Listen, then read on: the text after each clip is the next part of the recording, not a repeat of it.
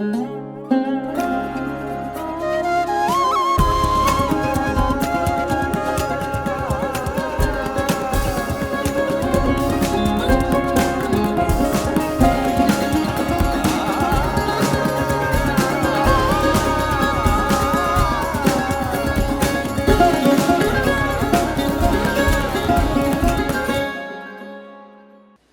morning.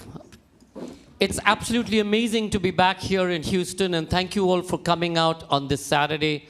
And I do hope you're going to join us not just for all of today at Texas Society, Asia Society Texas, but also tomorrow at the Rothko Chapel, which is going to be our first collaboration, and then later at the Eternal Gandhi Museum, where you'll see one of the best films made on Gandhi. It's really, truly an extraordinary film that Ramesh Sharma has made, so please do join us tomorrow evening.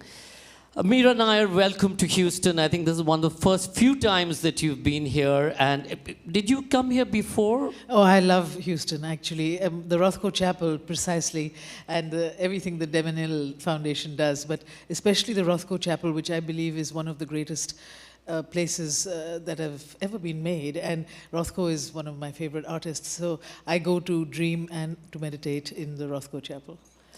Mira Nair, I just asked her just before coming on, I said, you know, what's the hyphenation? Should I call you American Indian or Indian American? And she said, what did you say? I'm an Indian and I live in America. And you didn't change your citizenship. And I have a passport that is as wide as an accordion, full of visas when I'm lucky enough to get them.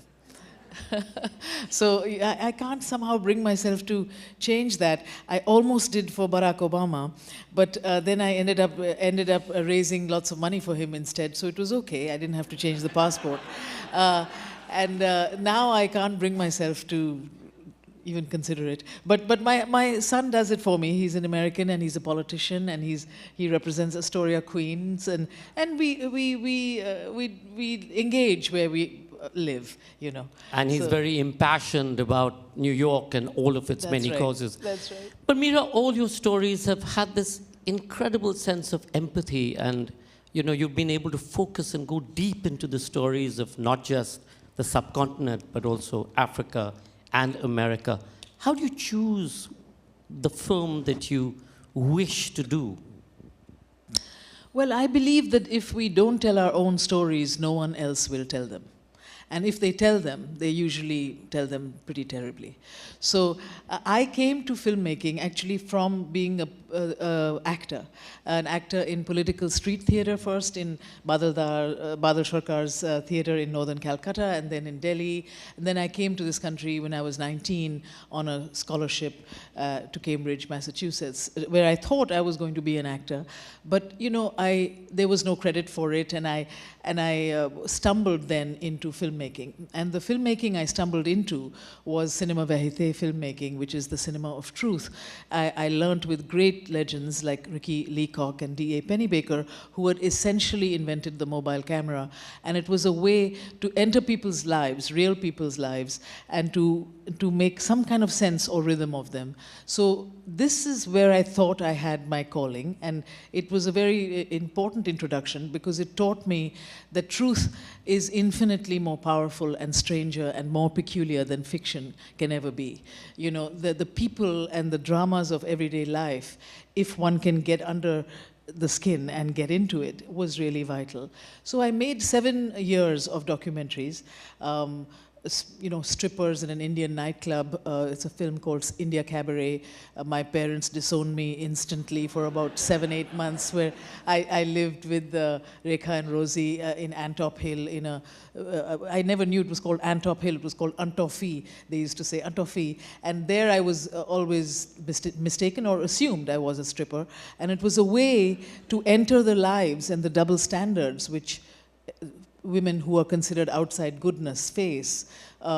anyway, to be almost like one of them and to make that film, which you never know how it would unfold and what it would reveal, you know. This film became an eternal triangle, Indian style, women who are using their bodies to make a living, a male customer who comes often to the club, and his wife who stays home, who is obviously a respectable woman. So it's this triangle and the exploration of who is the more free. Who is respectability freedom, or is one who's outside respectably more free? So anyway, these were my antecedents until I began to tire for audiences.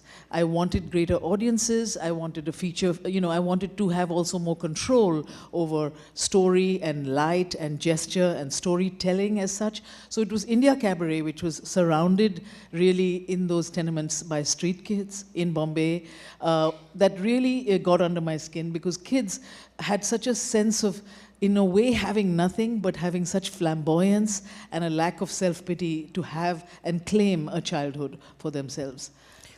You know, one of your strengths, and we've seen this across your films, is really your ability to cast. And I think in Salaam Bombay that really comes through, because you didn't choose actors, you know, from schools, etc. You really went to the streets and you got Barry to come and do the workshops, etc. What is that? Is it an instinct that you have when you see somebody walk through the door? I mean, that is why I Denzel started. Washington or Sharmila Tagore That's or right. Sarita? I mean, that's why I started with speaking about cinema verite, because that is the foundation that gives me the ability, now in hindsight, to cast absolute newcomers to the camera, people who don't even think they can do it, opposite often legendary actors like Denzel, like Nasiruddin Shah, like Sharmila, you know, like so many, because I gravitate towards that kind of truth, you know, that kind of spirit. So when Salaam Bombay we were doing, it came out of that documentary learning of what is their real lives. We hung out with a gang of street rag pickers for 4 months doing exactly what they did to understand what it is like, you know, to you know, waiter at weddings and not eat any of the food, to go to sleep at night with your hands calloused from work, but you dream of your mother and you quickly put it out because you know your mother will not receive you unless you have so and so money to get back home.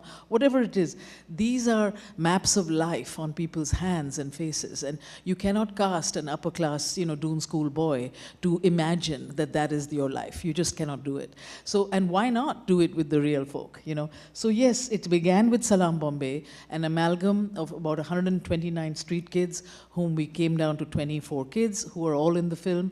And then, you know, I went to National School of Drama and I looked for actors as well, and I found this 18-year-old, gangly, hood-eyed, stunningly observant actor, and that was Irfan Khan. And I pulled him out of school, who is one of our great, great actors and who recently passed away, and it's a huge loss to cinema in the whole world. But I found, you know, I found Irfan in that basement and asked him to join us for 4 months to play a street kid. He plays a small part instead, because he was too tall to be a street kid. They were all malnourished, and he was 6'4", and they were like reached his torso. So those are one of the sacrifices one makes when you cast like this.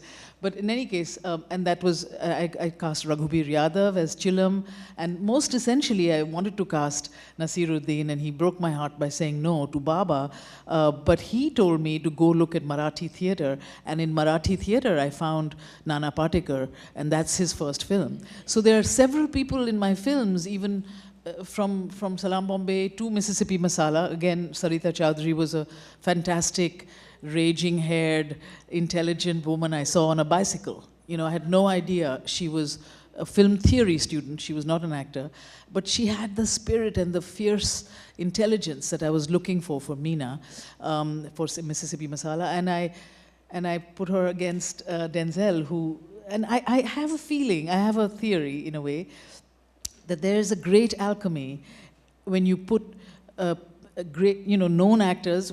Every actor, everybody has their shtick and their tricks, you know. But when you put known actors against people who have never thought to act, provided there is a director to guide them, then there is a truth and no tricks, you know, opposite the person who is riddled sometimes with tricks. So that creates a kind of purity, I feel, if you're there to guide it. And that has been a treasure for me, all my casting, which has continued. Monsoon Wedding was the same. Monsoon Wedding was cast first and only with Nasir, who had denied me when I was younger. And he was the linchpin of the Verma family. Everybody was cast around him. I saw Shefali Shah, she was called Shefali Shetty at the time, in the lovely film Satya. I had never seen her, never met her. I rang her up and she said, yes, I'll be on. And the rest were all... My mother-in-law. Your mother-in-law, that's right, your mother-in-law. His mother-in-law.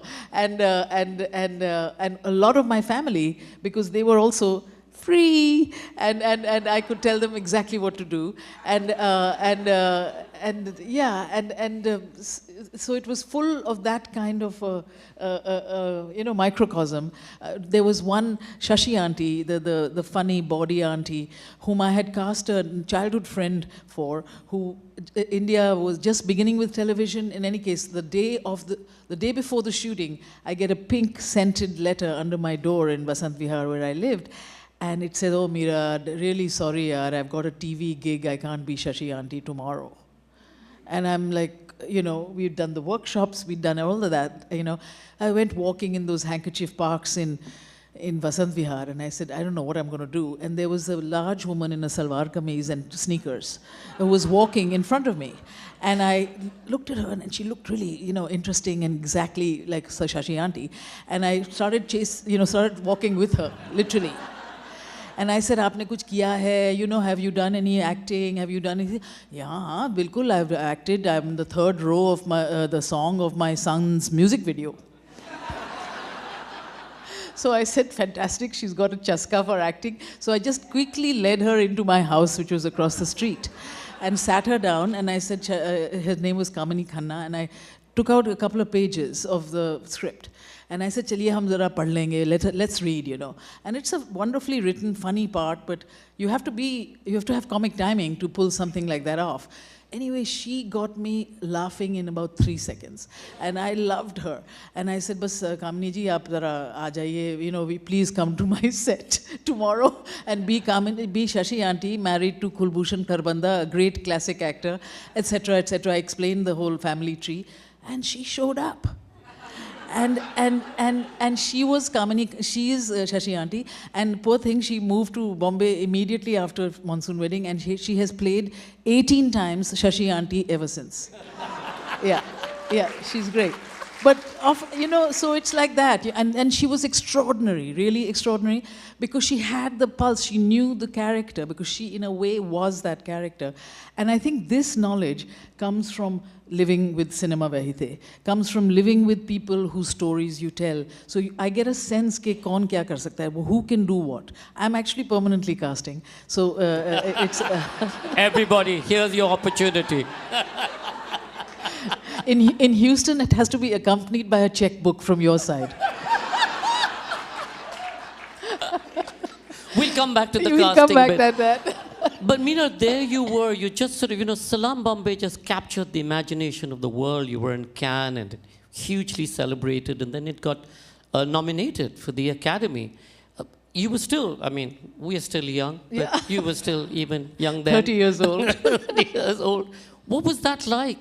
Just to sort of break into this whole new world, and as a woman, and a woman of color in today's context in America. It's unthinkable. It was even for the Oscars, because when Jacqueline Bisset and Candice Bergen came up, they could not even say the word India. We were so remote from people's imagination here. This was 1988. In any case, what was remarkable was that I had been kind of tutored in New York, and I had my friends were all the great filmmakers of today. I'm an old friend of Spike Lee, and we used to change money. We used to save money by hiring the same editing room. It was 24 hours, and 12 hours Spike would cut, she's got to have it, and 12 hours I would cut, you know, India Cabaret or Salaam Bombay, and we would fight over who will take the night shift and who will take the morning shift. And then Spike's movie became such a hit, She's Got to Have It. It was the first black independent movie and all of this. And I thought to myself, it's not possible to have a success like that, making a film on street kids in Hindi, in a kind of Bombaya language, which even in India was foreign to the movie screens. I mean, in our screens, our dialogue is very arch and beautifully filmy. You know, it's nothing like the patois of Bombay in which the kids talk. So I never thought it was possible, and it's the Bhagavad Gita, you know, tells us, beware the fruits of action. You know, do what you do fully and completely, and only then might it open a door. But don't think of rewards before you begin. And it was actually, I do follow that. I follow it even now. I follow it deeply because I don't think of the rewards. But sure, Salaam Bombay gave us several rewards, unthinkable at the time. It was the only Indian film that was commercially bought and distributed in every country in the world.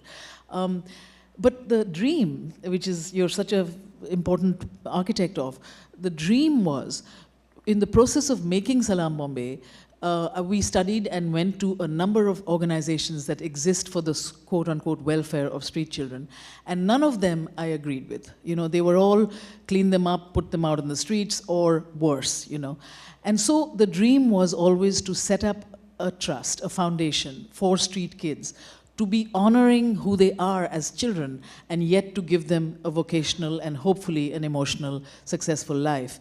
And that is what really happened with Salaam Bombay, is we created, with some of the monies we had received from the sales, the Salaam Balak Trust, which actually Sanjoy is the director of, is one of the board members of right from the beginning. My mother was a great social worker and only just retired from the trust, but for 35 years now, it has been the most thriving institution for street kids across India, but especially Delhi. And that is an extraordinary dream, which really rarely happens, because the idealistic question that I always had beginning my work was, can art change the world in any way? Which is why I did not become an actor, because as an actor, I did not have that control. I was always at the mercy of other people's vision.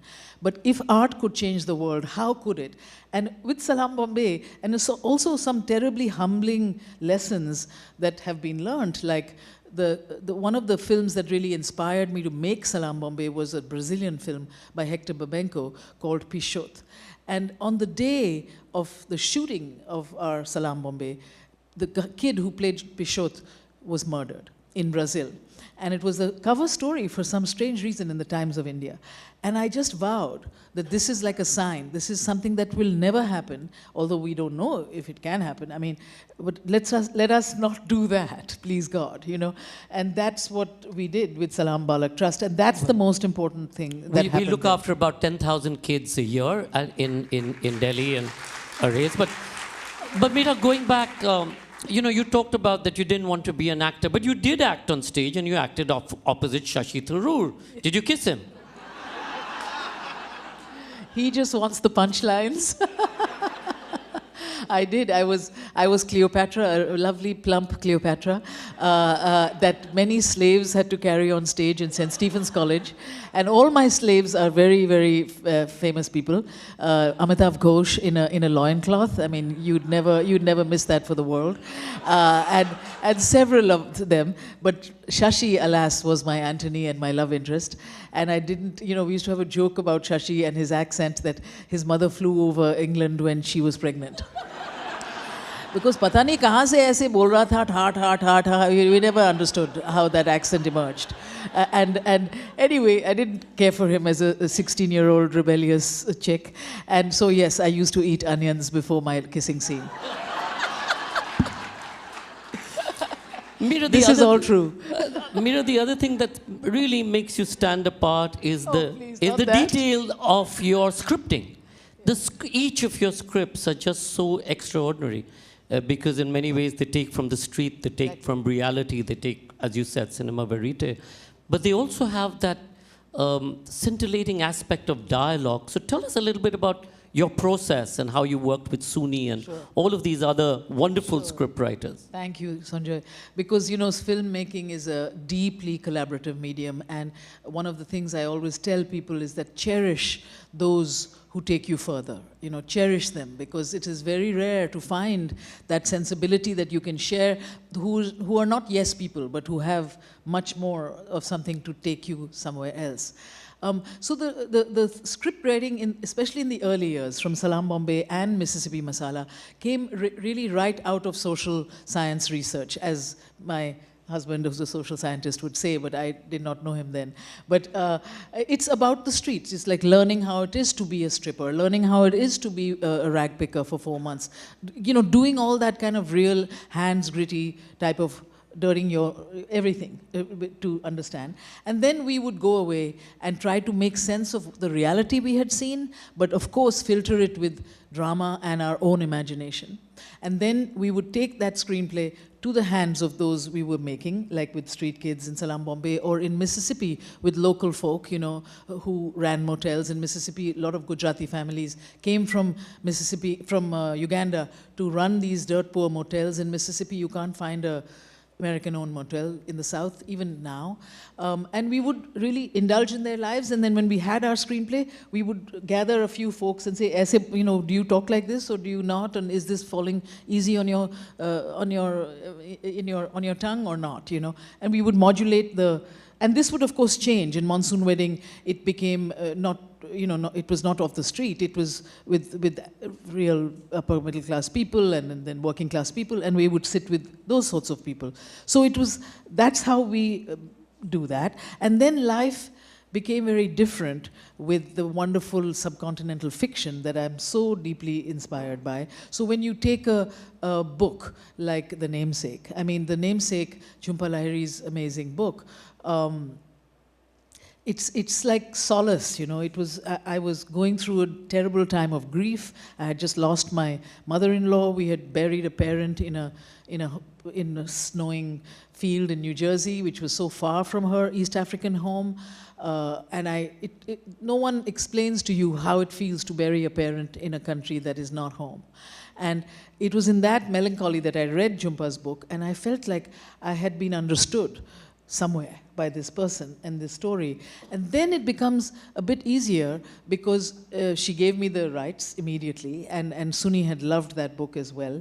But the book is written in 3 portions, really largely from the point of view of the American son that this Bengali couple coming to America have, and called Gogol. And it's Gogol's story more than it is the parent's story. But when you adapt anything, you have to, as the director, have a point of view. You can't be filming every page. It's a completely different art form to adapt into cinema the literary novel, So the point of view I had with The Namesake was to tell the story from the parent's point of view and not from Gogol's point of view, because I was so struck by my own in-laws. I lived with my in-laws 25 years, and I was so struck by their love story. They're 59 years married. They never said, "I love you." They never did Valentine's Day. They never did any bloody cards that we are told to express our love in.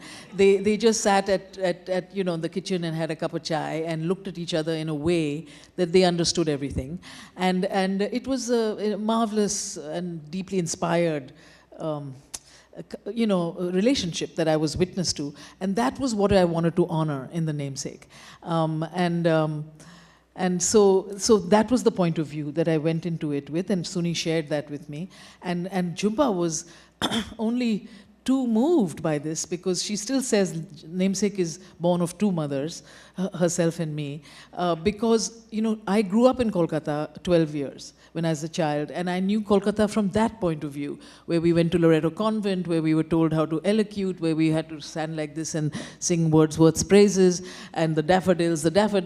And Jhumpa knew Kolkata as a Bengali kid being taken home by her family from Rhode Island, loving it and everything, but not from the other side, So Oshima's story, Ashok's story was also from the other side, and to imbue it with knowledge of both sides was a big revelation for her. Maybe we should show a little. How many of you have seen Namesake? Oh, a lot of people have. So I'm wondering whether we should, or did you want to see a clip? Oh my goodness. Sharupa, could you play us a clip of Namesake, please? In darkness? Thank you.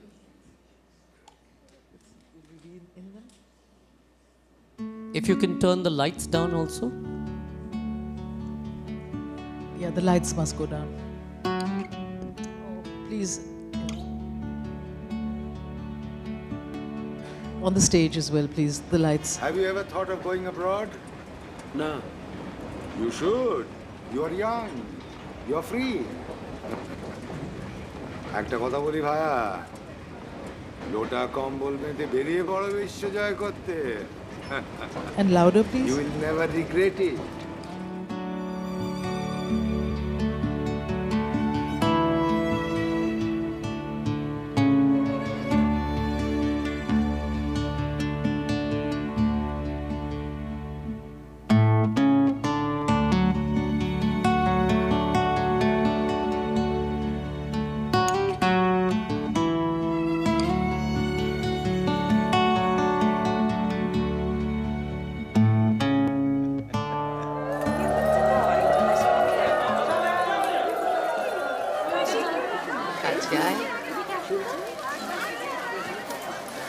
নতুন জীবনে যাচ্ছিস, সেই জীবনটা নিজের মনের মধ্যে নিয়ে নে, তাই বলে পুরনোটা যেন ভুলে যাস না। নতুন জীবনটা আনন্দে উপভোগ কর।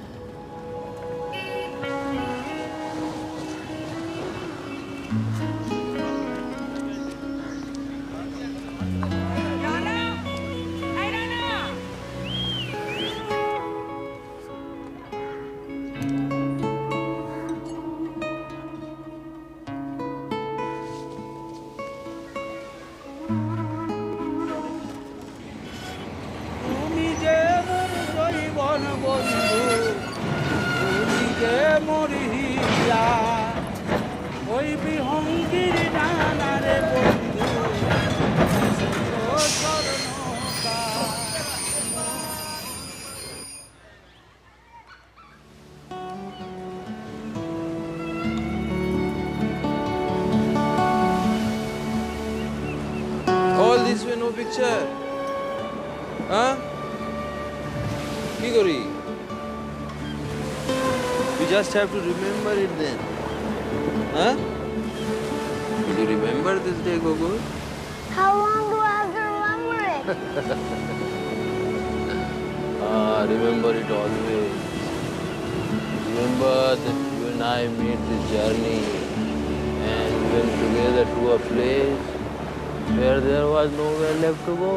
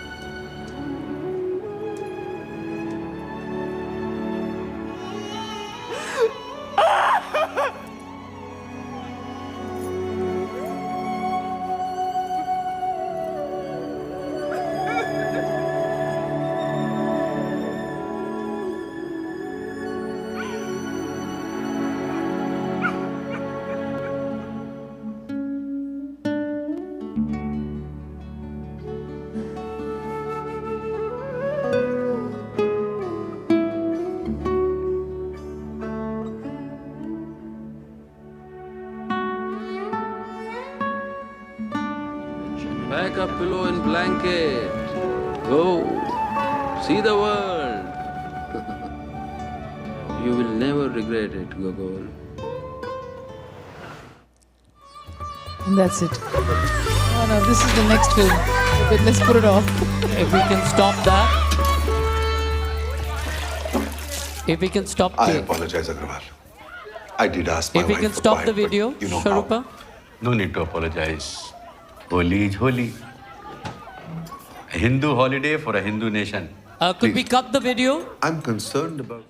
Thank you.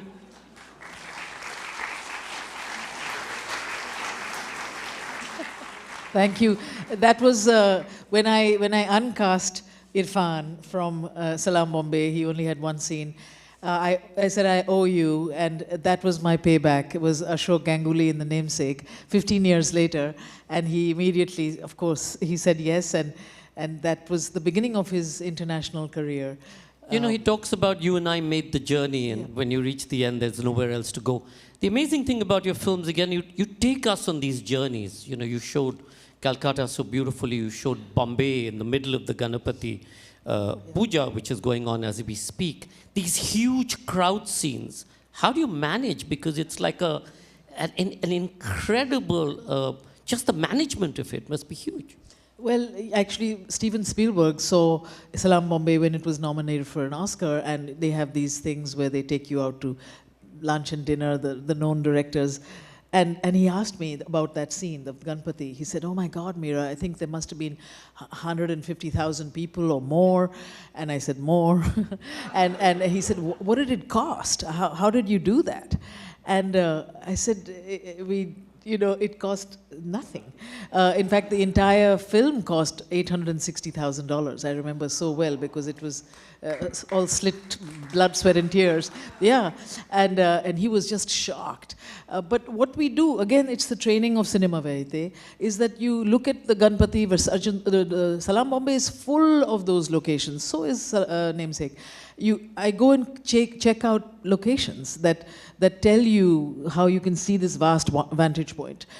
In Salaam Bombay, the best location for rain, because we could not afford rain machines, the best location for rain was a particular brothel that looked at down the street, and everything else was seen from this brothel window. And I met the union of madams who owned these brothels long ago, before starting the movie. And they embraced me and they said, Haji, you're a woman like us, we'll help you.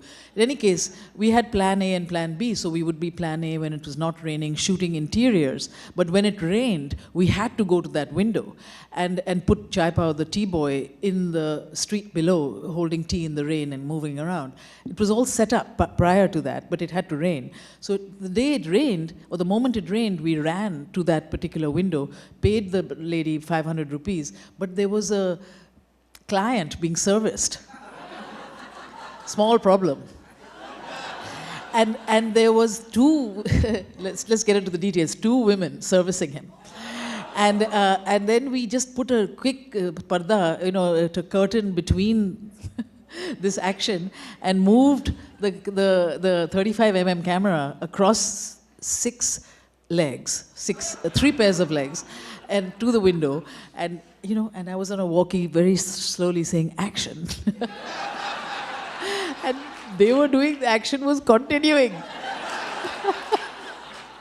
But downstairs there was Chai Pao with his tea crate, ready to hear action. So it's about planning. It's about planning and refusing to say no, take no for an answer, and also creating great relationships with those that you're working around, like the madams and so on. So it's like that, Sanjoy, and it continues to be like that. With the Salaam, it was, of course, early days, and like you just do it.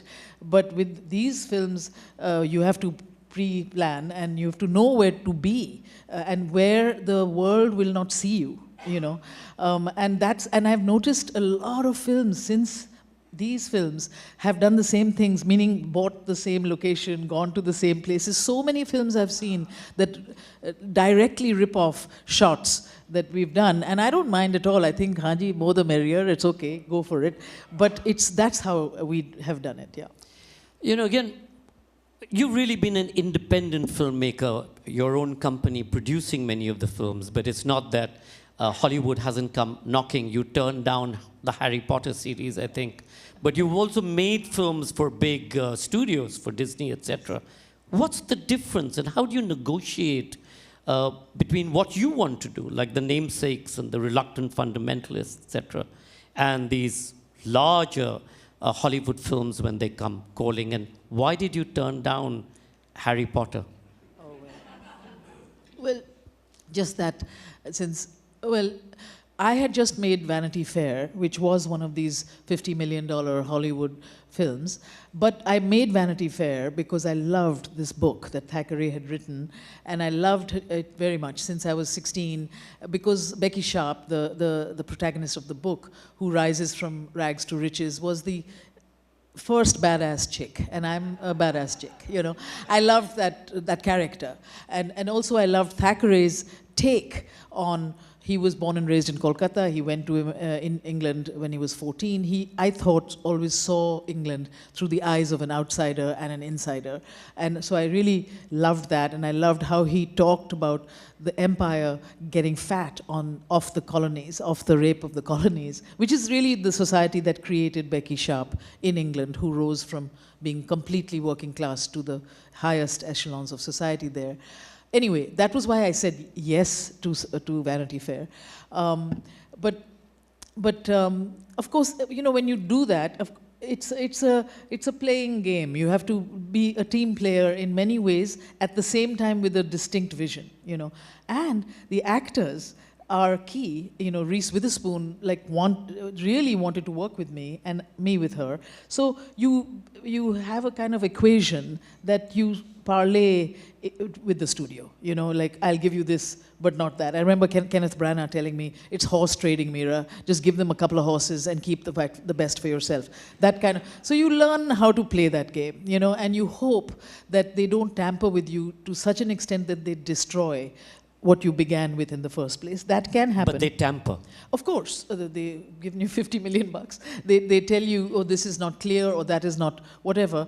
But you know, what I do is, I really do believe that when a person raises a question, a problem with whatever you're saying, that firstly, never listen to their solutions, but understand why they are feeling that way. Why are they confused? What is not clear? What is distracting them? That is something that you must listen to, because it is a popular game. It is something that you have to reach the people with.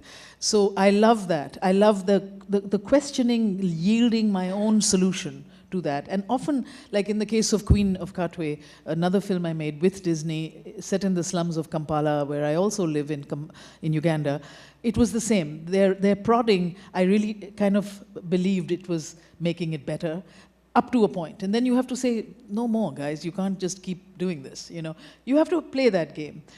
With The Namesake and Harry Potter, what happened was, Hollywood itself was experiencing a great energy from those of us, like, you know, Mexicans, Indians, whatever, people not from the white mainstream. And Alfonso Cuarón, dear friend, who's an amazing director, had made Harry Potter the third one, and it was great. And they were like, oh my God, maybe we should look outside, you know, Los Angeles for the director. And they saw Vanity Fair and loved it, and started very deep negotiations with me about doing number 4. And like many of us, my son learned how to read on Harry Potter. You know, so I just assumed that he would want me to do Harry Potter. Although I wasn't so keen, because it was like you inherit a franchise. You go into a set that's already a set, into a cast that's already a cast. You just have to do, you know, follow the manager. Follow the dots, you know. And but, you know, it was important in family life. But finally, I asked Zoran, I said, you know, what should I do? Because it would have meant a huge thing, like going to England for another year and so on. So he said, he was 14 years old, and he said, Mama, many good directors can make Harry Potter, but only you can make The Namesake. And he literally, genuinely liberated me from, like, you know, the chaska, the temptation, whatever it might be, to not follow my own instinct. Well, as you all know, Zoran, in many ways, so wise for his years, that when the taxi strikes or the taxi drivers in New York started committing suicide because of the incredible loans that they had on themselves, it's Zoran who then went and said, let's sit on a hunger strike, and for 14 odd days he was on a hunger strike, and they won the cause, and the then mayor sort of really was able to solve some of the problems. $40 million of $40 debt million was dissolved. Was dissolved For the South Asian taxi drivers, yeah.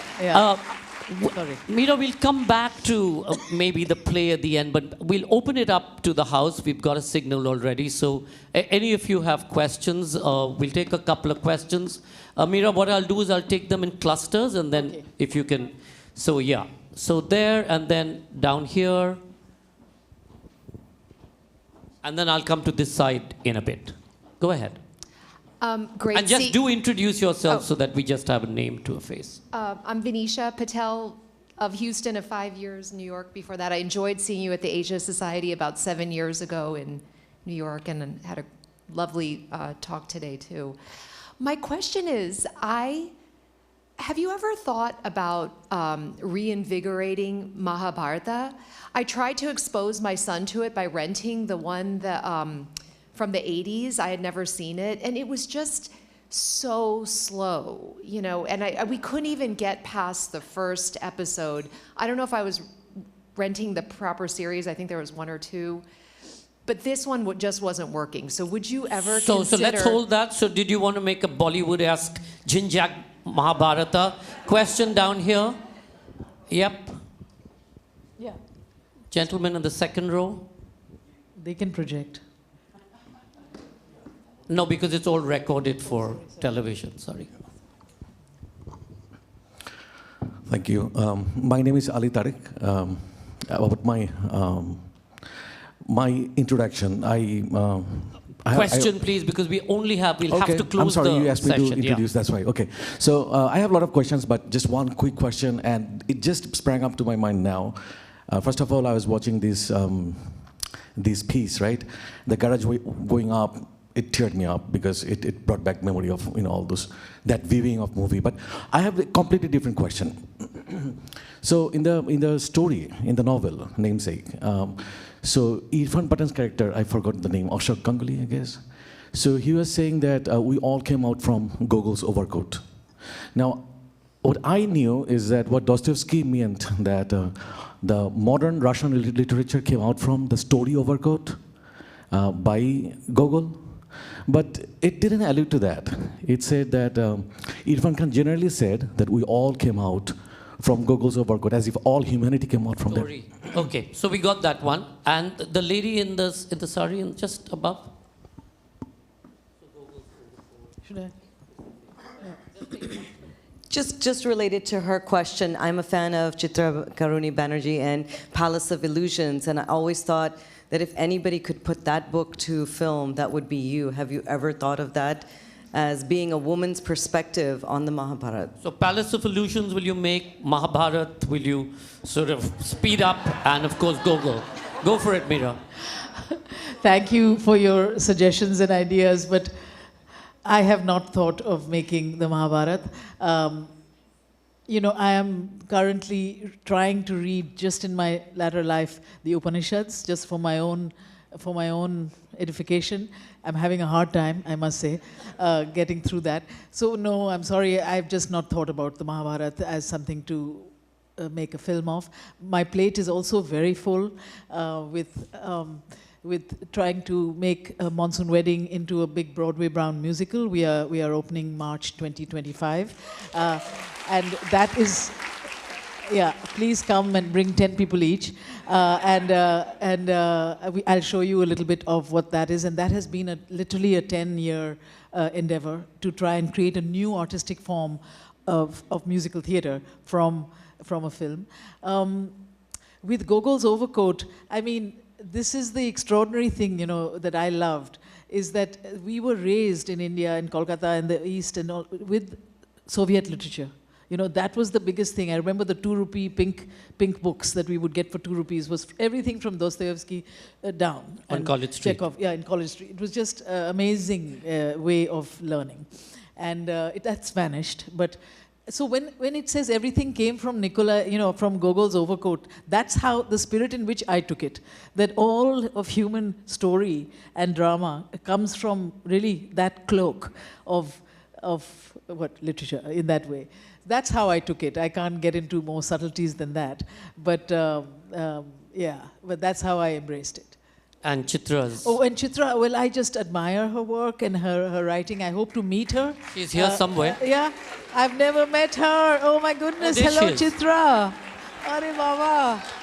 Oh, we have to have a frontal hug, as they say, and really admire your work. And I love the fact that you, like us, keep going on, you know, and inventing stories and making them reach so much in so many people. So I promise to you that I will now look at any story you tell me to see whether there's a thing. But you know how movies are like novels; they take years, and I'm already after the musical or with the musical, I'm already doing 2 films right now. My next film is on Amrita Shergill, the great pioneering modernist painter, that I'm deep in, almost about to shoot in a few months. And also I'm, you know, being as, I'm a Delhi girl, I live in Delhi more than half the year, and I see what is going on around me with keen eyes and a heart that sometimes stops beating, with the politics, with the wealth, with the confidence of money, and with everything else that goes along with it, the discrepancies between rich and poor that get wider, and yet it's just an extraordinary time at the moment. And I want to make a film and a story about that. And I'm making a story, well, it's going to be called Bro, and it's a true story based on conflict and revenge. I won't be getting into it more than that at the moment. So my plate is really kind of full for about 2 to 3 years, and then I'll promise Chitra something or the other will happen, and we will invent something together. Thank you. So Chitra and Murthy is one of the reasons we actually came to JLF Houston along with Imprint, because they kept telling us, why can't you come to Houston? And then the CG at that point of time was very encouraging, and that's the reason we're here. Questions on this part of the house? So, and then if you can just give it to the... Just a quick question. How do you come up with the names like Sola Sal and Chai Pao? They were based on real life characters, or you created it? Names, just hold that in front. No, in front. Yeah. No, just, yeah, thank you. Namaste, Mira ji. This is Anjali. My question is, whenever I saw your movie, I used to think, does director as a female, is she feeling the same thing when she's she's showing that scene in the movie? Do you really, some moments like you feel that it happened with you as a female? Okay. And in front, Anjali, just hand the mic in front. So I did get to see Monsoon Wedding in New York, and it was beautiful. And so if we can get sponsorships here, could we bring it to Houston? The girl after my own heart. By the way, they themselves can just sponsor it, so don't worry about it too much. So. Not me, my father. I'll get him. I'll rope him in. Well, I'm the person in my family that gives titles to things. You know, I even title my husband's books, academic books. Titles are a lovely thing, you know, if you can connect it, you know, with getting to reach people with it. Similarly, Sola Sal, I think, was our own invention because she was 16 years old, and that's what Sola Sal means. You know, and the idea of a 16-year-old being deflowered and sold is such a shocking idea, and so it hurts the heart even to say it.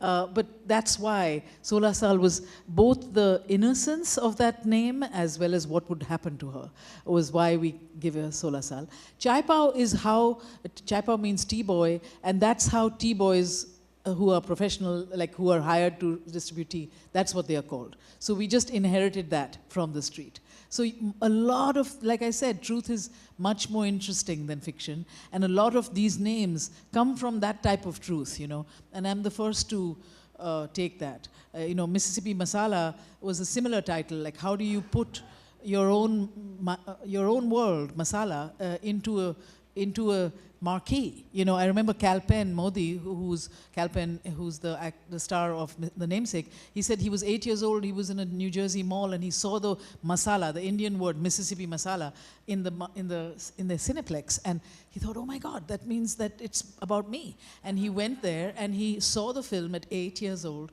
and he thought that I can be an actor. You know, I can enter this world. It's about my world. So those days, I'm talking late 70s, 80s in America, there was nothing much about India. You could hardly spell the word, you know.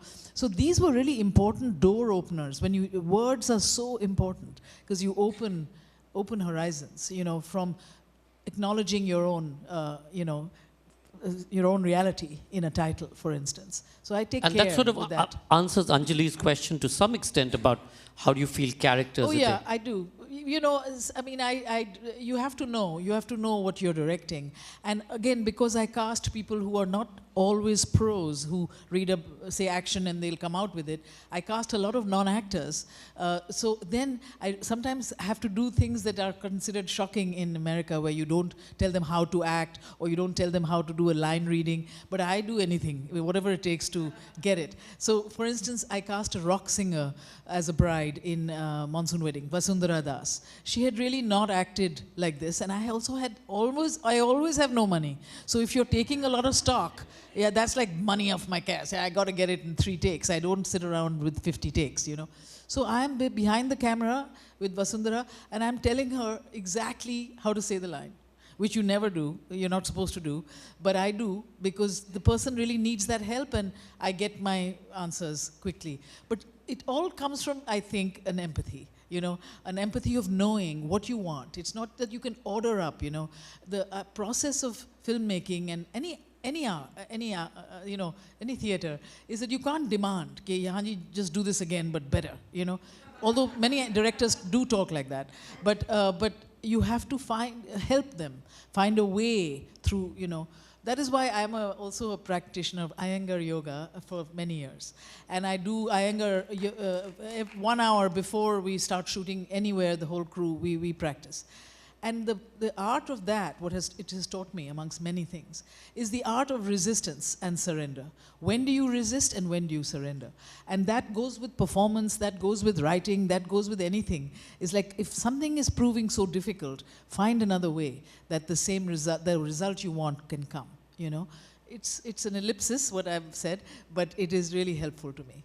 And now that the Agarwal family, Hari and Anjali, have sort of signed off the check to get Monsoon Wedding the Musical here, tell us a little bit about, you know, I saw the workshop production in Delhi, Mira, which was so beautiful. It just touched your heart, and the music was exquisite. And then how did you expand it to fill St. Anne's in New York? And the fact that people went again. I was having dinner, I think, with Arun and some friends, and these white Americans were like, we didn't get much of it, but we danced at the end. We danced and we went back again and we danced some more. So what is it that you were able to crack? You have to work on your accent. Okay. I'm the Indian. What is it that you are able to crack in this? You know, with Monsoon Wedding, the musical, firstly, like James Lapine, who works with Sondheim and wonderful American musical theater director, said to me, American musical theater is probably the only original art form that is invented by Americans, which I never thought about like that. But it has great fundamentals that we have, you know, you sort of have to obey or follow to make a Broadway musical. But what we are doing with Monsoon Wedding is doing that, but also combining it with Nautanki, with the sort of Indian folk, ribald, comic tradition of theatre. Because P.K. Dubey and the working class in Monsoon Wedding, the film, are from it's another world than the upper class Verma family. So it was that idea that I always was propelled by, is can we make this authentic to who we are, and yet within the realm of American musical theater? Because frankly, the inspiration of Monsoon Wedding came from, as a musical, came from the fact that I'd seen Fiddler on the Roof, I'd loved it. It's only their stories on these stages. And I thought that Monsoon Wedding, which had played all over the world and was truly a bona fide commercial hit, everyone knows that film, whichever country you are, maybe this is the story, and the story of a family, it's such a universal story. This is the one, you know. So that's what propelled me to say this could be our Fiddler on the Roof in a real way, not just an imitative way. And so that's what started me on this journey. But I wanted to do it with people who, not with Tony Award winners who had done it 100 times before, but also with real our people. So I went to Vishal Bhardwaj, who's a great music director and film director, but his music is the pulse of both the rag, both the folk, and today, you know. So we put it together our own inventive creative team, which is also partly why it's taken so long. Anyway, now we opened in St. Anne's, and also to find live singers, you know, South Asian who can sing triple threat level of Broadway level, you know, sing, act, and dance. It's not so simple, and now is much better, you know. So now we are absolutely ready, and the St. Anne's Warehouse, it was 100% sold out for 7 weeks, and now we are opening in Bombay in Diwali next year, and that version will go directly to Broadway on March. So that's the trajectory, and I really believe, and I know I'm making a play for it, but I really believe that, you know, this story, which is our story of the South Asian story, it should be owned by South Asians, should be owned by us, because theatre is a very risky but highly profitable thing.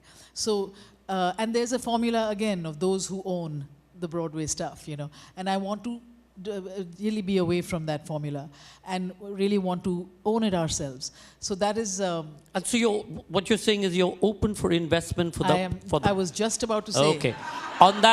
On that happy note, can we end with showing the clip of the musical? Of the musical a little bit, yeah. And if you can put the lights down and... Yeah, thank you.